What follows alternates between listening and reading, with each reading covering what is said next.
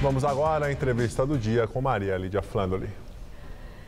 O receio que o Supremo Tribunal Federal perca o papel de contrapeso institucional e passe a cumprir e chancelar vontades do chefe do Executivo amplia a polêmica sobre o critério de escolha dos magistrados da mais alta corte do país. Hoje, eu entrevisto o juiz Jaime Martins de Oliveira Neto, que é presidente da Associação Paulista dos Magistrados, APAMAGES. Agradeço muito sua presença, principalmente num momento como esse, em que há esse questionamento sobre o critério de indicação dos magistrados para o Supremo. O temor que o Supremo possa se converter numa corte bolivariana, como foi expresso pelo ministro Gilmar Mendes, é exagerado ou tem fundamento?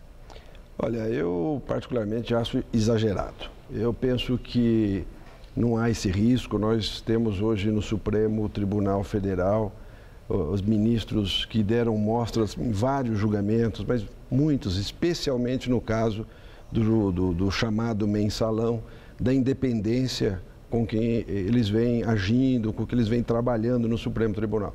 Então, eu particularmente achei exagerada, não vejo esse risco e o sistema segue o que a Constituição prevê. Nós estamos simplesmente, o partido que venceu, surgindo a vaga, indica o ministro no sistema constitucional. O tema é relevante, o debate passa a ser importante porque nas associações, a APAMAGES, a Associação Brasileira, há algum tempo nós já estamos discutindo a importância de se rever tanto o sistema de indicação, quanto também a discussão a respeito de prazos, de mandatos para os ministros do Supremo. Bom, é interessante o senhor falar na possibilidade dessa revisão, até porque em função mesmo desse critério é que se amplia essa polêmica. O presidente do Supremo, Lewandowski, ele chamou atenção exatamente para isso. Está na Constituição. Assim é. E a história tem mostrado que os magistrados mantêm a sua independência. Entretanto, eu faço um questionamento. Quando magistrados indicados pelo chefe do Executivo da época devem julgar uma questão que é de interesse do governo, esses magistrados não ficariam, do ponto de vista ético, moral, com um impedimento natural? Então, isso está essencialmente ligado também a uma discussão que coloca se o Supremo não deveria apenas se limitar a fazer o papel de corte constitucional. Isso diminuiria um pouco esse questionamento, porque hoje o Supremo julga questões até do dia a dia, não é? E isso não é bom para o Brasil, do nosso ponto de vista. O que acontece também é que o Supremo hoje, esse sistema de indicação que nós temos, é ele que tem que ser discutido, mas não neste contexto pós-eleitoral. É isso que eu acho que chama a atenção. Nós temos que discutir a forma de indicação como um todo, naquilo o que é melhor para o Brasil. Porque nós copiamos muito o modelo americano, que é esse modelo de indicação direta pelo presidente, e não nos perguntamos se isso deve ser assim para o Brasil, ou se foi bom durante um tempo, se não deveria agora ser questionado e mudado. Esse critério é republicano? Então, nós defendemos mudanças, né? Nós, na associação, defendemos mudanças. Nós achamos que não é o melhor, mas não porque o presidente da República é A ou B. Ah, sim. Não é essa a questão. Nós estamos colocando, e há projetos de emenda constitucional no Congresso que as associações estão defendendo, especialmente o que fixa prazo. Porque nós entendemos que o que não é bom para a República é a possibilidade de um ministro permanecer, por exemplo, na mais alta corte 25, 30 anos. É muito tempo para um país que se pretende republicano. O presidente da República tem uma limitação de 8 anos, com uma eleição, uma reeleição. O Congresso ele é renovado a cada 4 anos 30%, 40%. Na mais alta corte, nós precisamos discutir, sem paixões, mas discutindo aquilo que a gente quer de melhor, se não seria o caso de também limitarmos. Em alguns países isso já acontece, 12 anos, talvez 16, 20 anos. Mais do que 20 eu acho muito, para exercer o papel mais importante no judiciário. Bom, e falando isso, o senhor me remete à questão daquela PEC que propõe a ampliação do limite de idade para aposentadoria compulsória, de 70 para 75 anos dos magistrados do Supremo Tribunal. Nesse caso, aí o tempo ficaria mais ampliado daquilo que já é. Muito Quer dizer mais. que eu posso entender que a Pamages é contra esse projeto de emenda constitucional? Sim, Maria. Todas as associações são contrárias.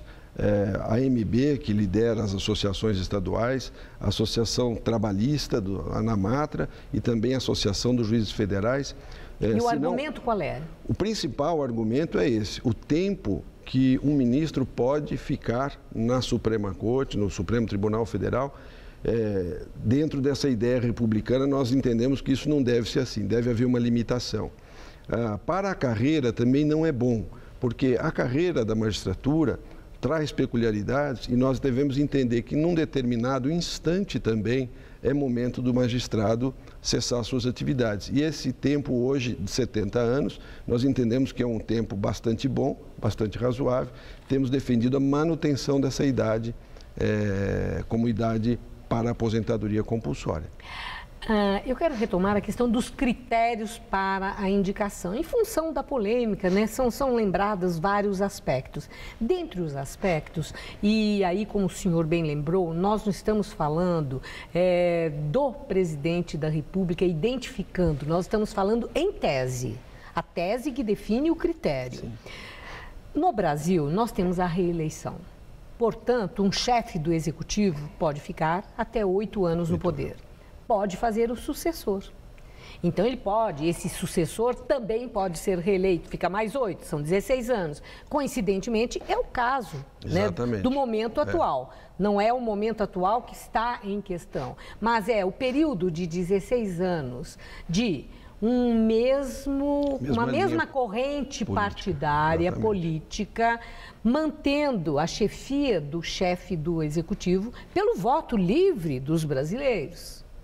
Nenhum questionamento em relação a isso, mas em relação à indicação do magistrado. O tempo é longo e a corte poderá ficar, sim, em sua maioria, com nomes que foram indicados pelo chefe do executivo dessa mesma corrente político-partidária. A pergunta, a credibilidade do Supremo pode ser posta em dúvida em função desse critério, de todo esse tempo? O Supremo ficaria vulnerável por essa razão? Olha, eu tenho entendido que não, pela história do Supremo. Quer dizer, o que nós temos de Supremo até hoje me dá tranquilidade para dizer que os ministros do Supremo guardam sua independência. Mas também, em tese, sustentamos que há necessidade de mudar. Mas enquanto não muda, se algumas coisas se alterassem, como por exemplo, se o Senado, se o sistema não fosse meramente homologatório, já ajudaria. Quando a presidente ou o presidente indicam um nome, seria bom que esse nome gerasse alguma discussão, que o Senado não se limitasse na sabatina simplesmente a homologar aquele nome. O Senado poderia também questionar, poderia até recusar, o que a nossa história republicana não permitiu acontecer até hoje. Então, ainda que com este modelo, se nós fôssemos um pouco mais criteriosos, também discutíssemos mais, não que algum desses não tivesse sido indicado, mas o debate seria bom. Que o Senado, que os senadores questionassem, seria importante também. Isso para não mudar o modelo, que é o que nós defendemos. Pois é, mas na questão do questionamento que nós já estamos assistindo agora, né? Como a presidente da República deve indicar brevemente um nome para o Supremo, há aí toda uma especulação, quem pode, quem deve, quem vai, quem não vai. Então, quando se apresenta um nome, num exemplo concreto do ministro da Justiça, há correntes partidárias que apoiam o chefe do Executivo, o presidente da República, que se opõe a essa indicação. E aí fica a indagação. O critério tem que ser dependente da pressão político-partidária, de interesses da hora desses grupos partidários? Ou o critério tem a ver com a capacitação, com a lisura do escolhido? Isso é o que prega a Constituição e é isso que nós defendemos. Daí a necessidade de mudar.